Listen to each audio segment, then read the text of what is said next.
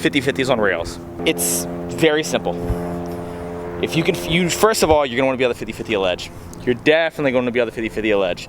And you need to be pretty good at 50/50s on ledges. I mean, just about every try. The number one thing that I hear when someone's trying to learn 50/50s on round bars is, I'm afraid I'm gonna slip out and fall on my back on the rail. They think because it's round that the slip out factor is higher than if it's square. That is not true. A fat square rail the exact same width of your trucks will be easier to hold for a really long time. But you will need to lock in very consistently, and you'll need to have your body weight very centered in the middle of your foot.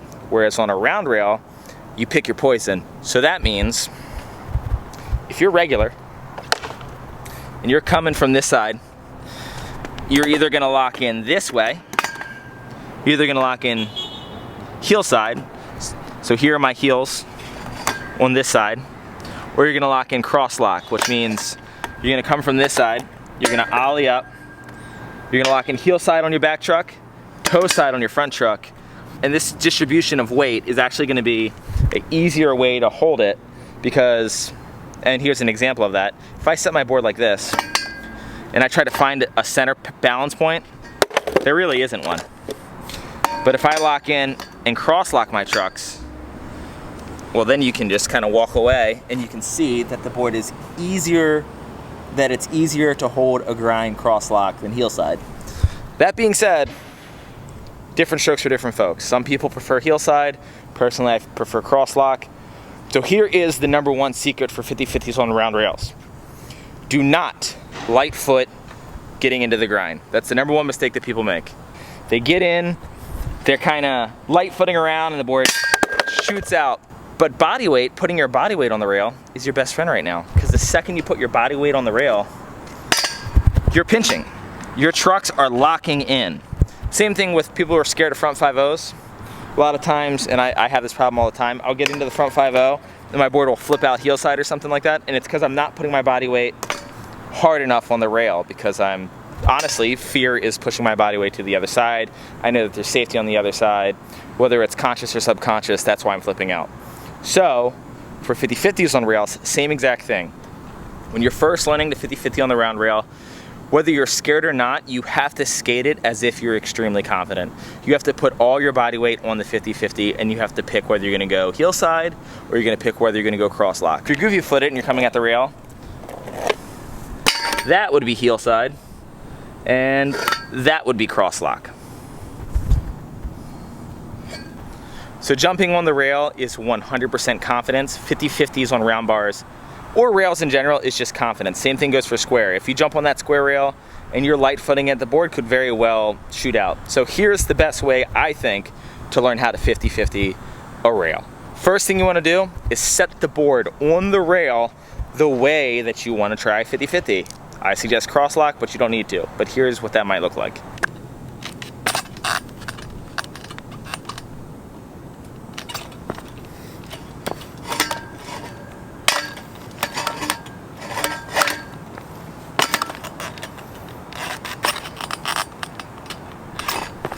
I would suggest playing with both of those and picking one to aim for.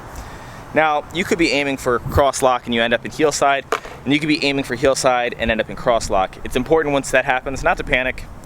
You can continue to grind. Shifting is not the end of the world.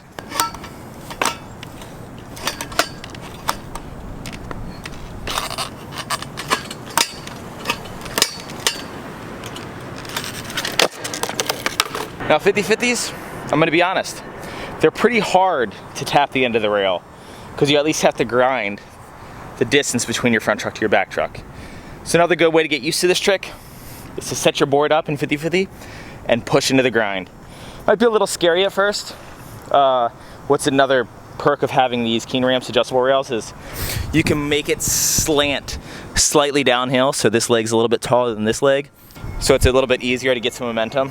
But maybe practice pushing into your 50/50s with the board already on it.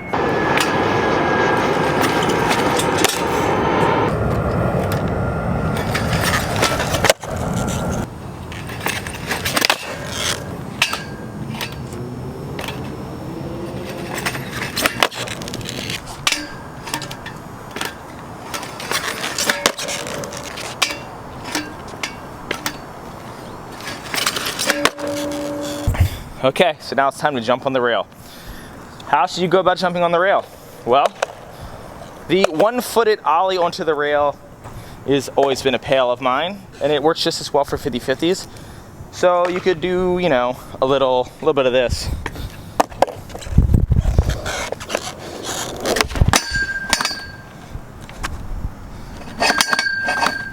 Just sort of feel it out. But with 50-50s, you actually got to have a little bit of a leap of faith. That's going to help your confidence a little bit, but as far as helping you lock in correctly, it's really going to be about how confident you are the first time you jump on it.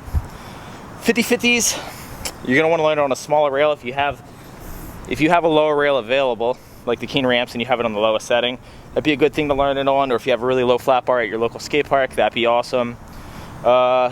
Square around in the beginning, I would say round might be the way to go. So we're going to focus on 50-50s on round rails because that seems to be the scary one. So it's time now to jump on that 50-50. Jumping on the rail at the end of the rail is always a little bit less scary, but make sure that you put your body weight directly over top of the rail. Do not put your body weight on the other side of the rail. Do not put your body weight on the side you came from. I mean, you want to be very centered on the rail. You want to be standing on that rail like it's a balance beam and pressing your body weight into it. Because if you don't, that's when the board can get a little spastic. So be overly confident with your attempt and you should be good to go after that. This trick is 100% about facing your fear, about putting your body weight in the scary spot.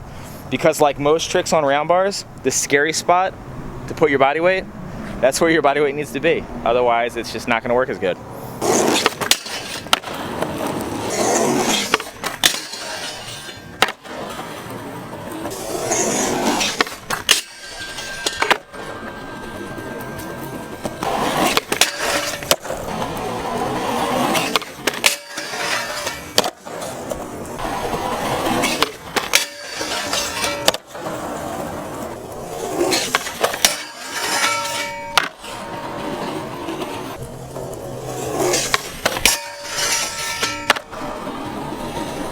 So we're losing daylight. I think I covered all the main bases.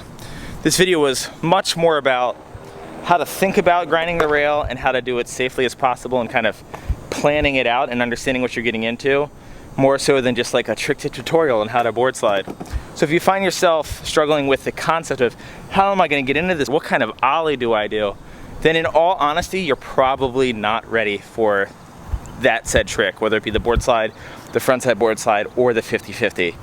And there's nothing wrong with not being ready for a trick.